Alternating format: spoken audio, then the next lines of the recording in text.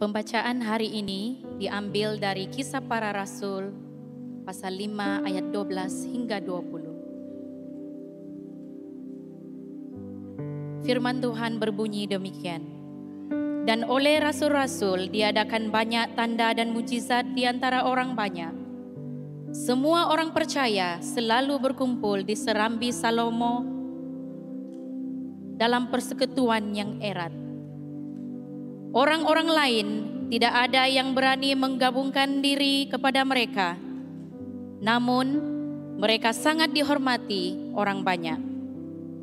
Dan makin lama makin bertambah jumlah orang yang percaya kepada Tuhan, baik laki-laki maupun perempuan.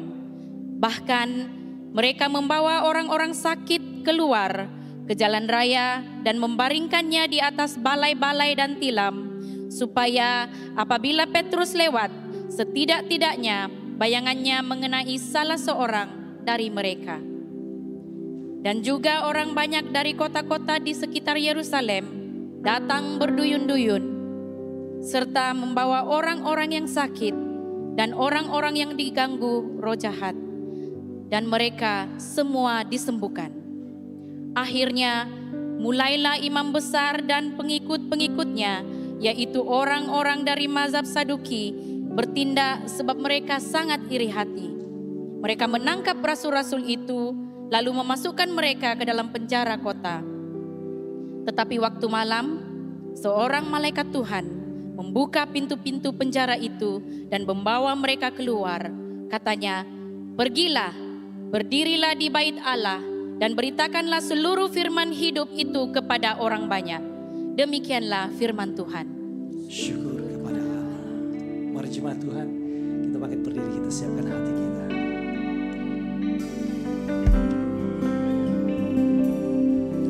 Kalau hati mulai menyembah, Yesus kau ada di atas pujian kami bertata.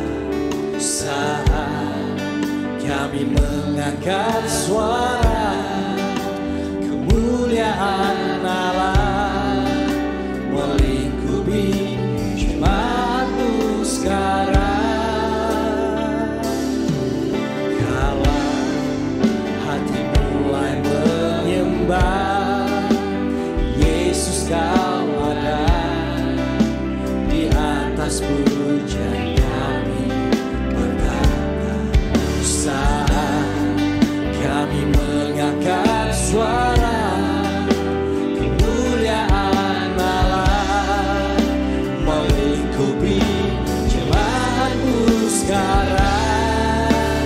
Layakkanlah hati kami menyambut kuasa firman-Mu.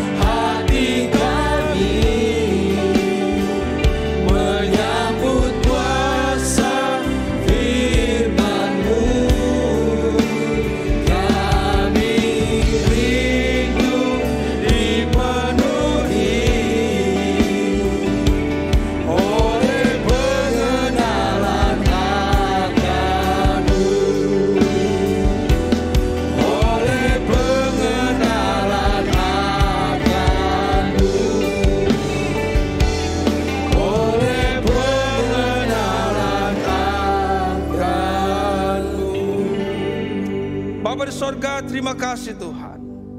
Pada pagi hari ini kami sangat bersyukur kepadamu, Karena sekali lagi kami memiliki kesempatan untuk datang beribadah bersama-sama dengan seluruh umat-Mu. Terutama ya Tuhan pada saat ini Tuhan. Izinkan kami duduk diam untuk mendengarkan firman-Mu. Kiranya Roh Kudus-Mu menerangi hati dan pikiran kami, agar kami beroleh pengertian yang benar akan kebenaran firman-Mu. Demi Kristus kami berdoa dan mengucap syukur. Semua katakan amin. Silakan dulu jemaat Tuhan yang saya kasih dalam Yesus Kristus. Apa kabar Anda semua? Pada pagi hari ini kita akan meneruskan kembali siri khotbah kita dari buku Kisah Para Rasul. Dan pada pagi hari ini kita akan pelajari bersama-sama dengan satu topik yang baru, yaitu pelayanan harus diteruskan. Saudara dan saudari yang dikasihi dalam Yesus Kristus, ya. Dalam beberapa minggu ini, ya, kita sudah belajar mengenai pengalaman-pengalaman para rasul, pengalaman-pengalaman jemaat mula-mula, pengalaman-pengalaman gereja mula-mula di dalam mereka memulakan persekutuan mereka atau pertemuan mereka sebagai orang-orang yang percaya. Nah, saudara dan saudari yang dikasihi di dalam Yesus Kristus, apakah yang kita boleh pelajari daripada gereja mula-mula ini, saudara? Ternyata kita boleh pelajari di sini bahwa gereja mula-mula ini dipenuhi oleh Roh Kudus, yaitu adalah gereja yang dipimpin oleh Roh Kudus. Dalam pembelajaran pada pagi hari ini adalah bertujuan untuk mendorong kepada kita semua, saudara, untuk percaya sekali lagi, ya, untuk mengharapkan melihat campur tangan Tuhan yang penuh dengan kuasa itu ke dalam hati kita, dalam gereja kita, saudara. Dan kita juga berdoa supaya kiranya juga kita akan melihat bagaimana pencurahan Roh Kudus itu terjadi sekali lagi di dalam gereja kita. Saudara dan saudari yang dikasihi dalam Yesus Kristus, sekali lagi saya mau katakan bahwa dalam beberapa minggu ini kita sudah mempelajari beberapa firman Tuhan yang sangat menarik sekali, saudara. Ya, dalam 5 pelajaran yang pertama, saudara, kita pelajari beberapa perkara seperti ini. Yang pertama di sini adalah dalam pasal yang pertama kita belajar tentang apa? Mengharapkan dan berdoa untuk pengurapan Roh Kudus yang dijanjikan. Pasal yang kedua, saudara, kita sudah belajar itu mengalami urapan Roh Kudus yang luar biasa. Nah, saudara dan saudari yang dikasihi dalam Yesus Kristus, saya ingin mendorong kepada seluruh jemaah untuk mengikuti, ya, seminar seminar mengenai hidup di dalam Roh. Seperti mana yang sudah diumumkan sebentar tadi, saya ingin kita mendorong kepada semua jemaah supaya kita boleh mengalami bagaimana hidup di dalam Roh itu. Seperti apa? Saudara, ini yang akan kita pelajari bersama-sama pada tanggal 13 dan 14 nanti. Pasal yang ketiga dari buku Kisah Para Rasul, saudara, kita belajar tentang penyembahan ilahi dalam nama Yesus. Pasal yang keempat, kita belajar tentang tanda-tanda gereja yang sehat, yaitu satu suara dan satu iman dan hati. Dan pasal yang kelima, minggu yang lalu, kita belajar tentang kemurahan hati yang benar.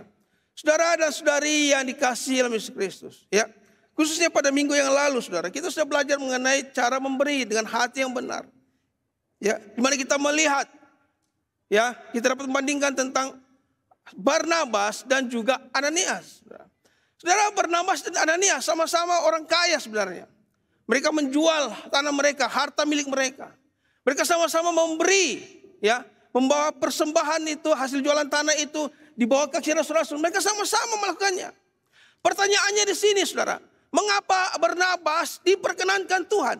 Mengapa Ananias tidak diperkenankan Tuhan? Itu memang pertanyaan. Ya. Mengapa persembahan Barnabas diindahkan Tuhan sedangkan Ananias tidak, saudara?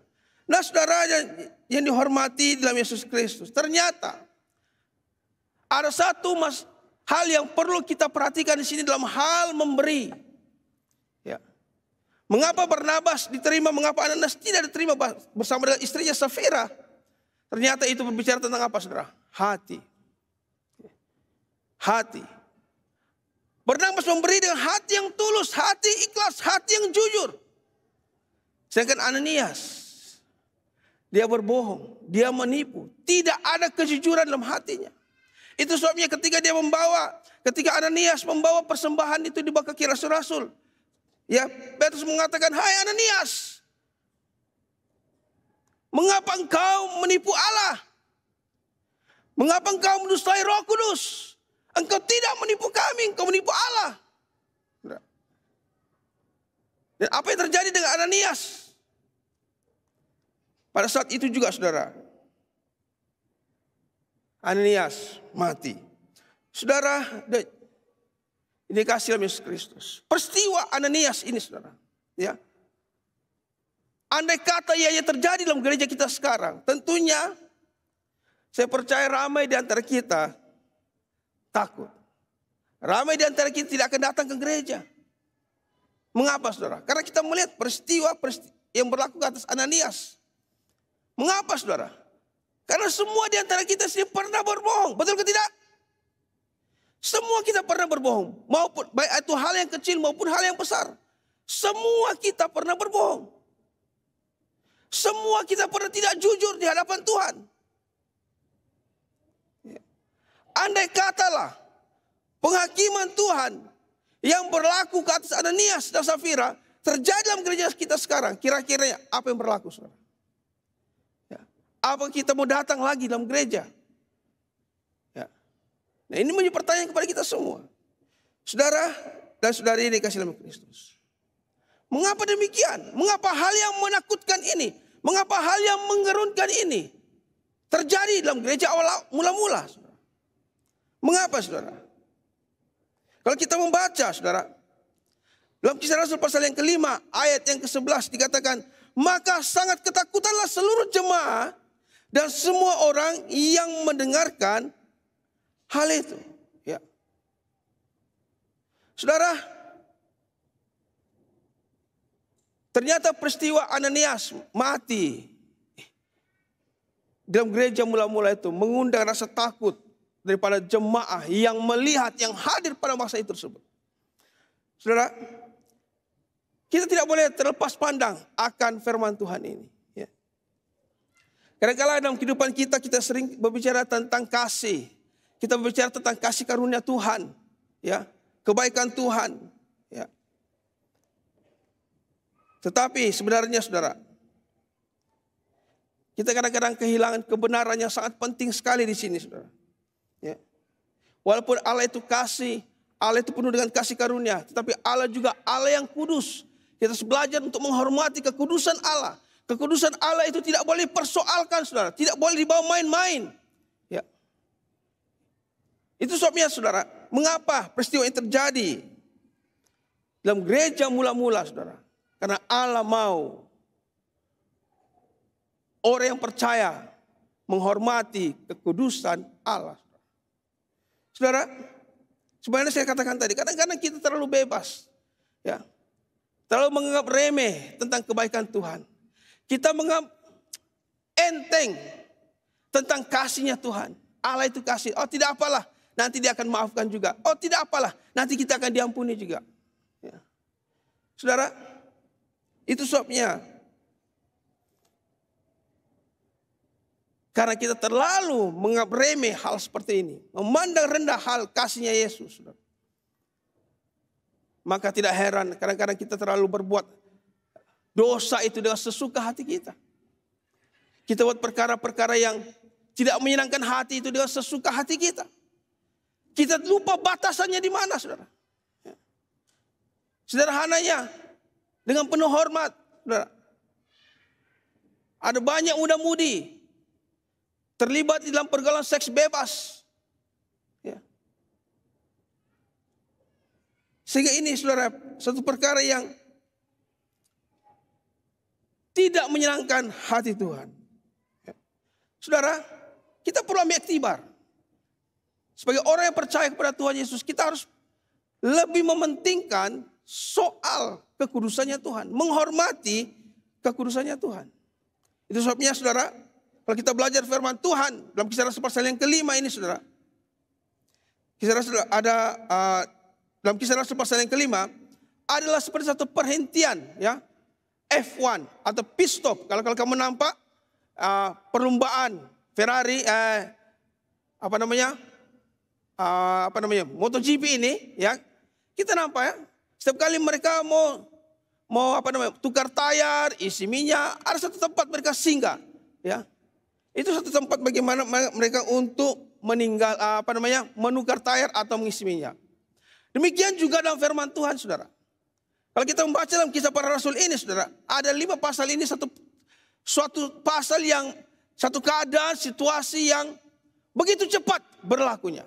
Ya, 4 pasal yang pertama, saudara, kalau kita nampak di sini dikatakan, kalau pasal yang pertama kita belajar, kita melihat bagaimana Yesus naik ke sorga, ya, peristiwa Yesus terangkat ke sorga, lalu selang beberapa hari disusuli, ya, bagaimana dalam pasal yang kedua, bagaimana murid-murid menerima pencurahan Roh Kudus, ya. Pasal yang ketiga kita melihat selepas pencurahan Roh Kudus, Petrus dan Yohanes menyembuhkan orang yang lumpuh, satu perkara yang luar biasa, ya. Pasal yang keempat, saudara, dari khotbah Petrus, saudara, ya, ada ramai orang yang menerima Tuhan. Ada ramai orang yang percaya kepada Tuhan. Dan pasal yang kelima, saudara, seperti mana yang sudah kita pelajari minggu yang lalu mengenai Ananias yang mati dalam gereja akibat berbohong mengenai persembahan.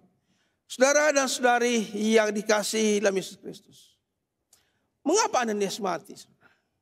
Apa yang terjadi dengan Ananias? Apa yang berlaku? Saudara dan saudari, ya, seperti mana yang saya katakan sebentar tadi, bahwa kekudusan Allah tidak boleh dikompromi. Kekudusan Allah tidak boleh dipersoalkan. Mengapa demikian? Kalau kita membaca, mengingat kembali, saudara, dalam Yosua pasal yang ke-7, bagaimana umat Israel di bawah kepimpinan Yosua mereka melingkupi kota Yerusalem, ya, kota Yeriko, ya, dan mereka dilarang untuk mengambil barang-barang hasil jarahan, hasil rampasan. Ternyata, saudara, apa yang berlaku, saudara? Salah seorang daripada mereka, namanya Akan, ya, mengambil barang-barang yang terlarang, ya. Sehingga pada akhirnya perbuatan Akan ini mengundang bencana kepada seluruh umat Israel. Mereka tidak hanya kalah dalam perang, tapi mereka juga dihukum oleh Tuhan. Dan Akan mati bersama dengan seluruh keluarganya. Saudara, itu sebabnya kita nampak di sini kalau kita membaca Yosua pasal yang ke-7 ayat yang ke-11 dikatakan, orang Israel telah berbuat dosa. Mereka melanggar perjanjianku yang kuperintahkan kepada mereka. Mereka mengambil sesuatu dari barang-barang yang dikhususkan itu. Mereka mencurinya, mereka menyembunyikannya, dan mereka menaruhnya di antara barang-barangnya. Ini perbuatan Akan. Ya. Saudara dan saudari yang dikasihi dalam Yesus Kristus, apa yang berlaku dengan keadaan Ananias? Apa yang berlaku dengan keadaan Akan? Kalau menurut pikiran manusia, saudara, akal budi manusia, ya, ini mungkin satu perkara yang sangat remeh. Apa yang dia lakukan, jumlah yang mungkin ditipu oleh Ananias dan Safira itu mungkin satu jumlah yang sangat kecil. Mungkin barang yang diambil oleh Akan tidak sebesar hasil jarahan yang sudah dirampas, yang sudah mereka ambil dari orang-orang di kota Yeriko. Hal yang kecil.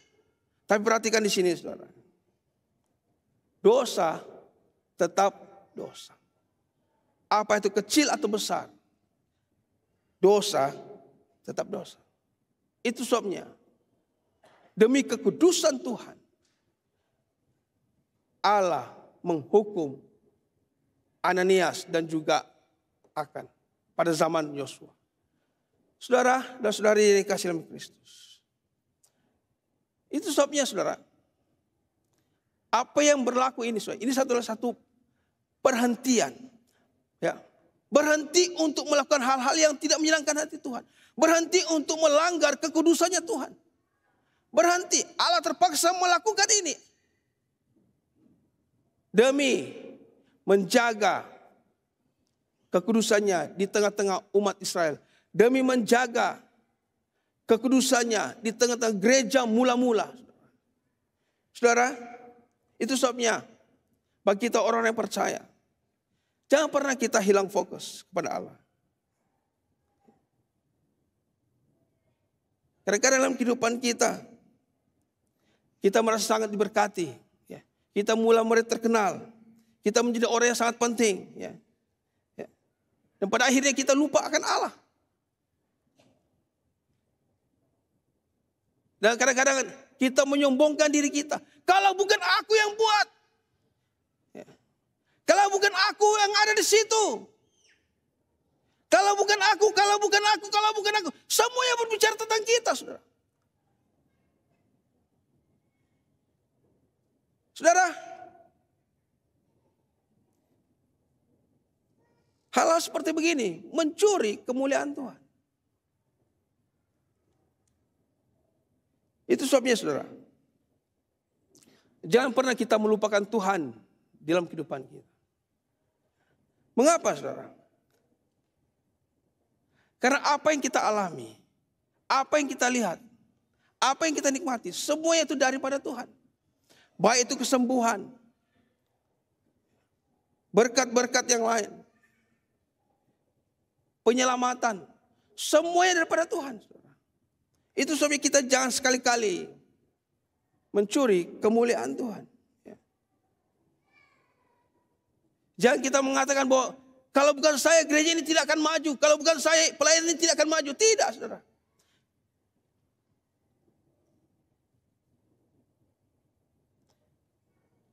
Gereja itu maju, gereja itu bertumbuh, gereja itu berkembang karena Tuhan, bukan karena kita. Kita ini hanya salurannya saja. Saudara dan saudari yang dikasihi oleh Kristus. Ini adalah gerejanya Tuhan, saudara, bukan kita. Itu sebabnya kita harus tahu menghormati kekudusannya Tuhan di dalam hidup kita. Saudara dan saudari yang dikasihi oleh Kristus. Jadi apa yang harus kita lakukan sekarang? Apa yang kita harus lakukan sekarang supaya kita tidak boleh hilang fokus? Yang pertama di sini yang saya ingin kongsikan kepada kita semua adalah pelayanan yang ada itu harus diteruskan.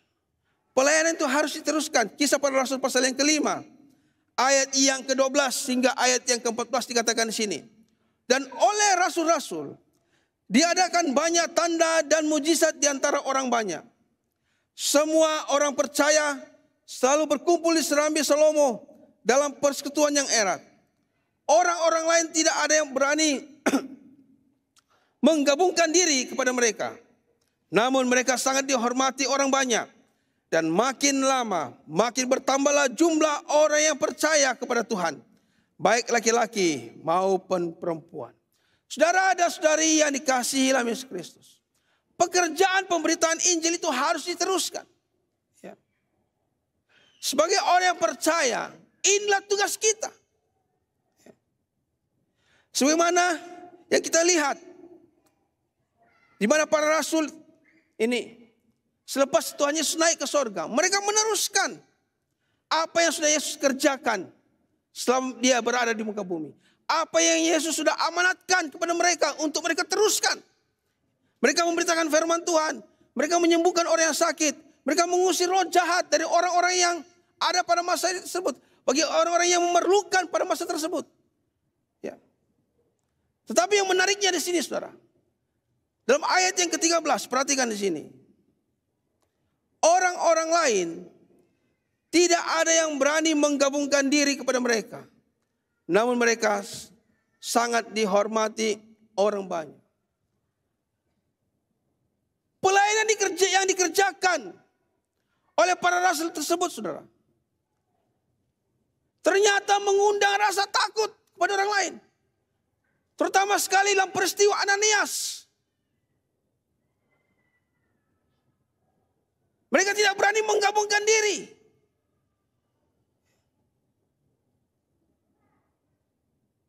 Walaupun mereka juga menghormati pekerjaan yang dilakukan oleh para rasul, saudara. Saudara, dalam firman Tuhan ini dikatakan, apakah yang dimaksudkan di sini sejak peristiwa itu, saudara? Sejak peristiwa, mengapa orang-orang Kristen, orang-orang percaya dalam gereja mula-mula ketika mereka melihat apa yang berlaku, saudara. Mereka tidak mau berani menggabungkan diri dengan para rasul. Ya. Karena sudah mereka melihat kejadian Ananias. Saudara.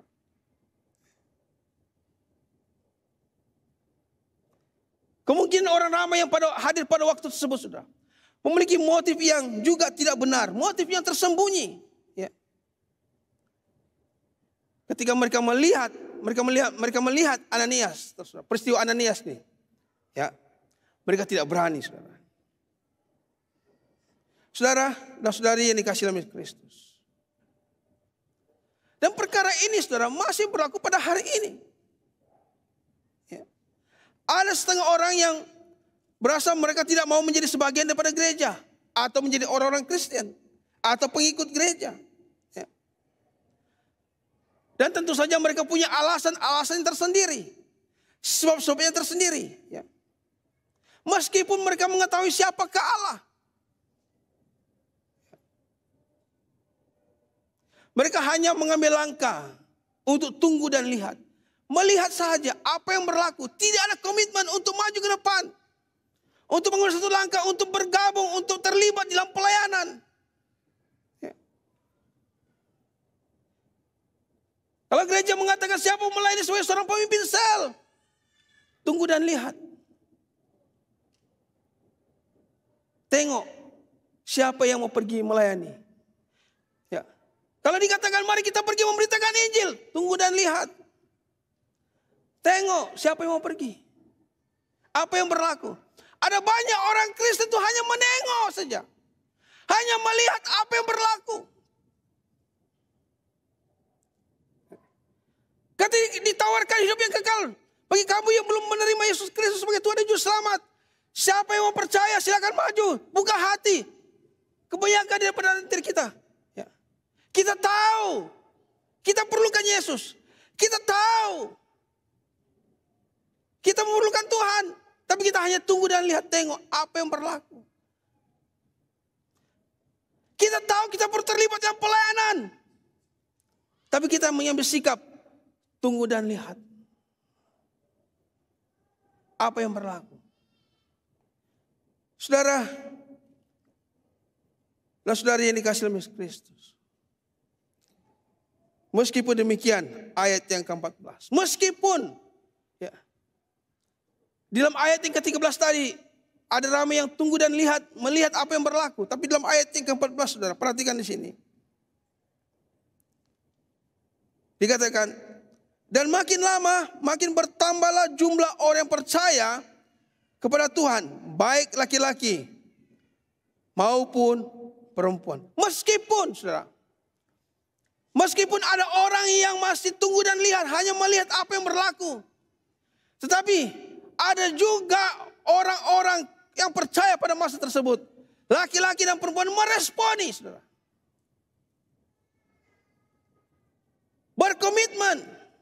Mau terlibat di dalam pelayanan. Itu sampai dikatakan di sini. Ya. Maka dan makin lama makin bertambahlah jumlah orang yang percaya. Ada yang mau menggabungkan diri. Ada yang berkomitmen untuk terlibat. Saudara dan saudari yang dikasihi dalam Kristus. Satu prinsip yang penting di sini yang perlu kita ingat bersama-sama, saudara. Bahwa gereja itu harus kudus. Kadang ketika kita berbicara tentang kekudusan, ya, ada gereja-gereja tertentu dengan penuh hormat berkompromi dengan hal ini. Korupsi, dosa. Ya. Berbohong, dosa. Ya. Hubungan seks bebas, dosa. Tapi karena berkompromi, saudara, maka yang dosa itu, perkataan dosa itu ditukar dengan bahasa yang lebih halus. Kesilapan, kecuaian, kekilafan. Ya. Saudara,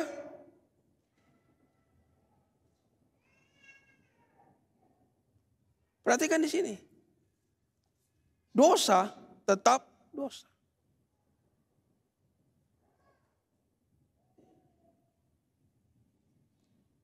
Kekudusan, saudara, seharusnya itu tidak menolak orang untuk jauh daripada Allah. Kekudusan itu seharusnya menarik orang kepada Allah. Kegagalan seorang pemimpin masa lalunya, saudara, seharusnya itu tidak mematahkan semangat kita untuk terus melakukan perkara yang benar. Ada kalanya kegagalan yang berlaku, saudara, kalau kita menyelidiki kembali hati nurani kita, menyelidiki kembali hati kita, saudara, menyelaraskan kembali cara hidup kita, saudara. Perhatikan ini. Perkara itu, perkara yang tidak baik itu akan menjadi satu batu loncatan kepada kita untuk meresponi perkara yang betul. Saudara, inilah kehidupan gereja awal, jemaat mula-mula. Mereka sudah membuka satu jalan bagi kita, bahwa pelayanan itu harus diteruskan, yaitu pelayanan pemberitaan firman Tuhan, doa dan penyembuhan, dan membebaskan orang-orang yang dibelenggu oleh roh-roh jahat. Ini yang pertama, saudara. Perkara yang kedua, saudara, adalah menjangkakan kesukaran dan cabaran. Ternyata dalam kita meneruskan pelayanan, saudara, cabaran-cabaran itu tetap ada, cabaran tantangan itu tetap ada. Ya. Bila pelayanan diteruskan, tantangan juga akan datang. Lihat, mari kita lihat. Kisah Rasul pasal yang kelima, ayat 17-18. Akhirnya, mulailah imam besar dan pengikut-pengikutnya, yaitu orang-orang dari mazhab Saduki, bertindak sebab mereka iri hati. Mereka menangkap rasul-rasul itu, lalu memasukkan mereka ke dalam penjara kota. Ternyata pelayanan Rasul Paulus dan rakan-rakannya yang lain mengalami tantangan.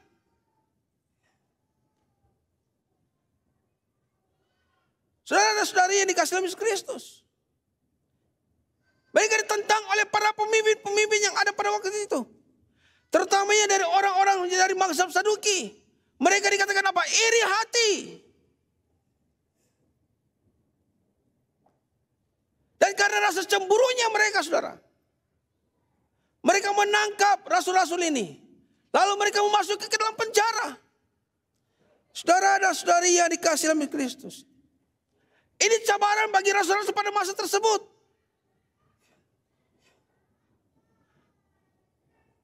Demikian juga kita pada hari ini, saudara. Kita yang melayani pada hari ini, gereja yang ada pada hari ini, tentunya akan juga mengalami banyak cabaran-cabaran, tantangan-tantangan. Yang coba ingin melemahkan, yang coba ingin menggagalkan pelayanan itu. Saudara,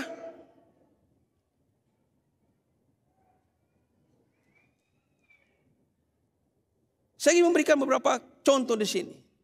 Dan hal yang pertama di sini, saya ingin meminjam kesaksian Bishop John. Ya, minta maaf ya bos ya. Pinjam dulu kesaksian. Saudara, tantangan ini, saudara, ya, biasanya datang daripada musuh daripada Injil itu sendiri, ya.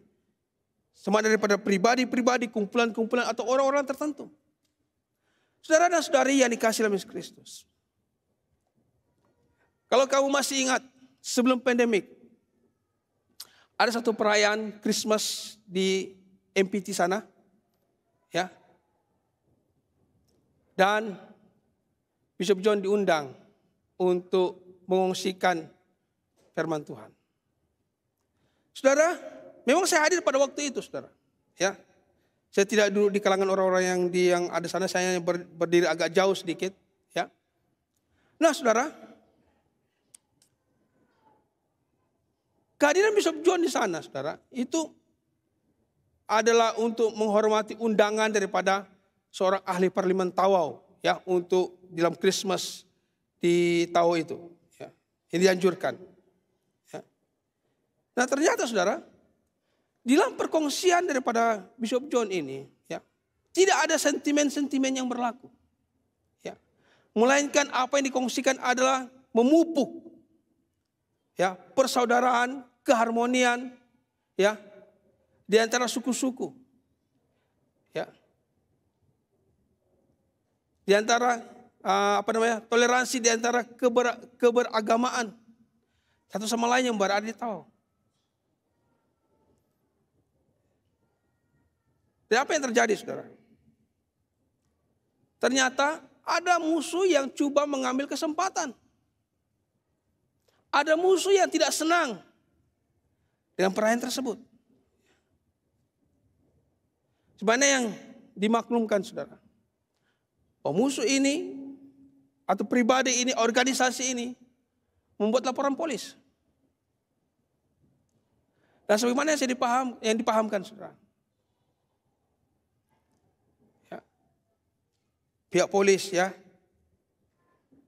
dari cawangan khas, ya, datang ke rumah bishop atau rumah rektor sana, ya, rektor sana, lalu mempertanyakan isu ini. Dan apa yang terjadi, saudara? Bishop John memberikan kerjasama yang baik. Bahkan notanya yang dipakai untuk menyampaikan khotbah pada waktu dia bagi kepada cawangan khas ini. Dan syukur juga pada masa tersebut, saudara, ya, banyak orang yang mengunggah di perayaan tersebut di dalam Facebook, YouTube, ya, sebagai tontonan umum, ya. Dan akhirnya pihak polis, saudara, ketika mereka meneliti semua kes-kes ini, ya, ternyata tidak ada masalah, tidak ada kes, tidak ada isu seperti yang dipermasalahkan. Nah ini, saudara, ancaman yang perlu dihadapi oleh gereja. Gereja harus siap sedia. Mungkin saja saya sedang berkhotbah saat ini, mungkin saja ada orang yang coba memutabelitkan apa yang saya khotbahkan. Mungkin. Saudara, contoh yang lain, saudara, yang saya ingin kongsikan di sini adalah kadang-kadang dalam kita memilih kerajaan-kerajaan yang baru, saudara, ya. Saya dipahamkan kalau saya melihat dalam perkembangan berita terkini, ya, tidak lama lagi pilihan raya umum yang ke-15, saya tidak tahu bila, tapi itu sudah ada dia punya hura-hura mau diadakan. Nah, saudara, dalam kita memilih sebuah kerajaan, saudara, ya, kita harus sedia maklum bahwa di Malaysia, negara kita ini, tidak dinafikan sekolah-sekolah visi, sekolah-sekolah misi, ya, itu ternyata menghadapi kekangan-kekangan, ya, dan cabaran-cabaran di dalam penyelenggaraan mereka, saudara. Walaupun dengan secara retorik politik, perkauman, keagamaan, ya, ini menambahkan lagi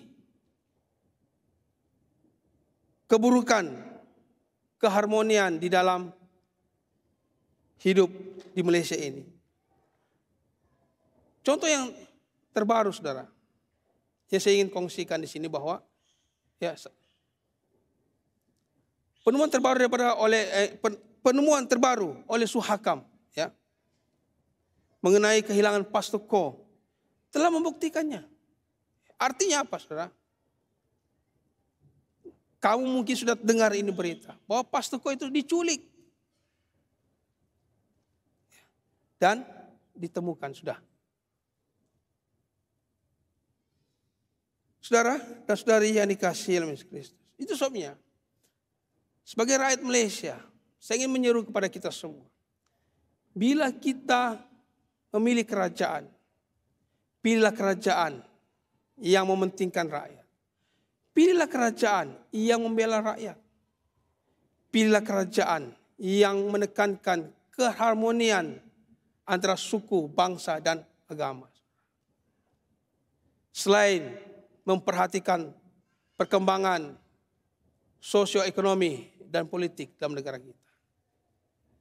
Saudara dan saudari yang dikasihi dalam Kristus. Contoh yang lain saya ingin kongsikan di sini adalah mengenai pribadi-pribadi orang-orang percaya itu sendiri.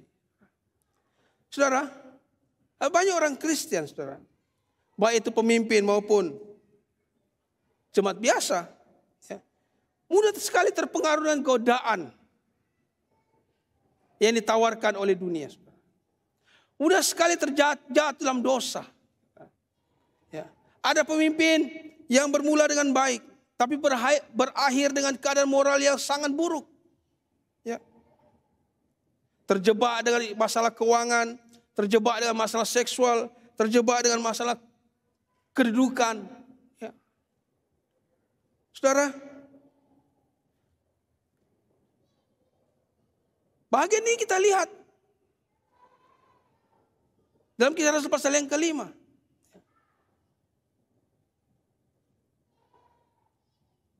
Kita boleh pelajari bersama-sama itu, saudara. Ya. Saya tidak perlu mengusirkan lanjut lagi dalam pasal yang ke-5 ini. Itu sebabnya, saudara, kira-kira 20 tahun yang lalu, saudara, ada sebuah buku yang bertajuk Perisai Doa. Telah ditulis untuk menyerukan kepada semua pendoa syafaat dan kepada anggota gereja untuk mendoakan para pemimpin. Dan dalam buku ini dan tajuk yang serupa selepas itu juga menyerahkan ya ciri daripada gereja yang mengalami tantangan, yang diserang. Ya. Ada di antaranya berbicara tentang pemimpin, mana moral dan kehidupan keluarganya. Ya. Ada juga berbicara tentang kepimpinan dalam gereja, ya, yaitu kesatuan dan fokus kepimpinan. Dan ada juga berbicara tentang gereja, itu mengenai penganiayaan dan serangan-serangan dari luar. Saudara dan saudari yang dikasihi dalam Kristus. Tantangan-tantangan seperti ini, cabaran-cabaran seperti ini, saudara, seharusnya tidak menghalang kita untuk terus melayani Tuhan dengan setia. Karena itu kita harus bersiap sedia dengan apa jua sekalipun keadaan.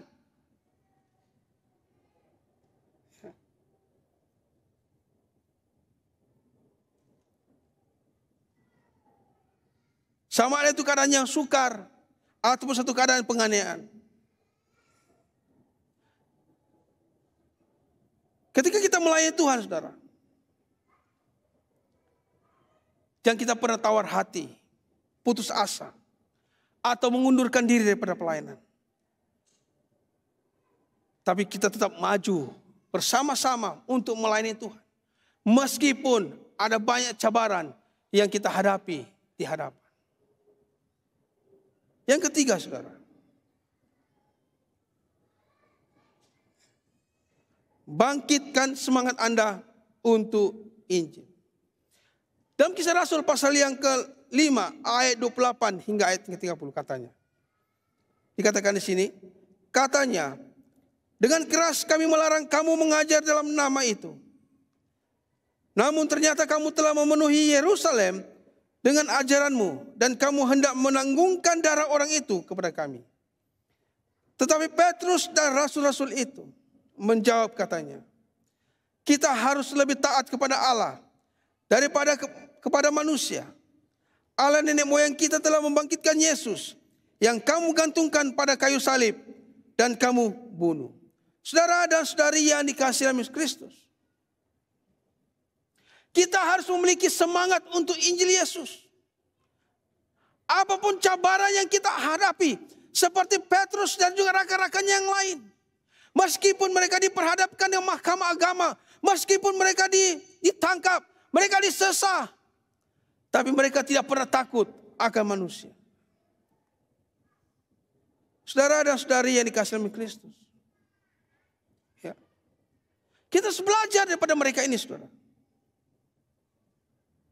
Kita harus belajar bahwa apapun keadaan yang mereka alami, mereka yakin akan ada campur tangan Tuhan dalam hidup mereka.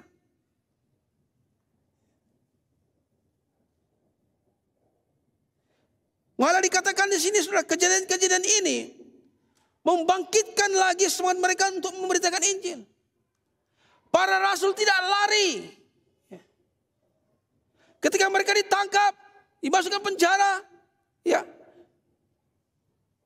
mereka tidak lari ketika mereka dibebaskan. Malah diugut.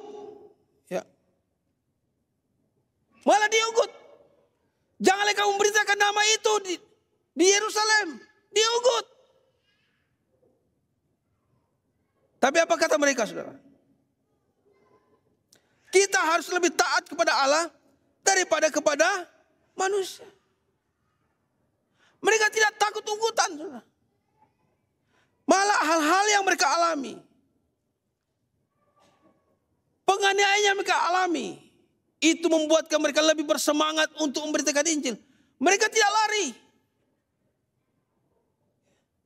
Mereka tidak pergi bersembunyi. Mereka tidak berhenti melayani. Malah mereka terus untuk melayani Tuhan. Saudara dan saudari yang dikasihi dalam Yesus Kristus.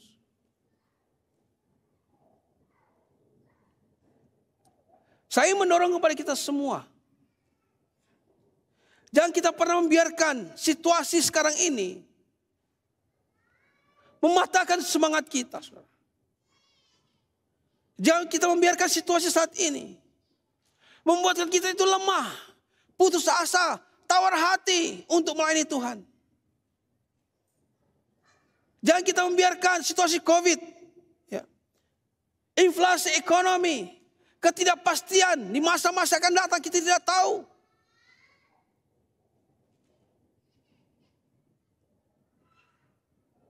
Untuk melemahkan semangat kita, saudara, memberitakan Injil. Saudara dan saudari yang dikasihi dalam Kristus, saya mendorong kepada kita semua. Pada bulan-bulan yang akan datang ini, akan banyak acara-acara penginjilan yang akan kita buat dalam gereja kita. Dan saya ingin mendorong kepada kita semua, supaya kita mengambil bagian untuk terlibat dalam penginjilan.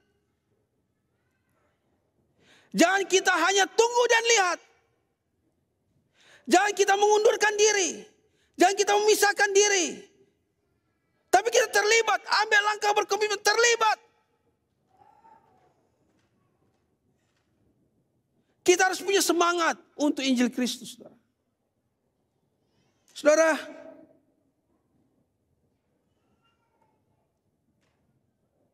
kita percaya pada saat kita keluar untuk memberitakan Injil, Allah juga akan turut campur tangan di dalam pelayanan kita. Allah juga akan menyentuh hati setiap orang yang kita injili, supaya mereka membuka hati mereka untuk menerima kabar baik, menerima Yesus Kristus sebagai Tuhan dan Juru Selamat dalam hidup mereka. Saudara, kita sangat bersyukur sekali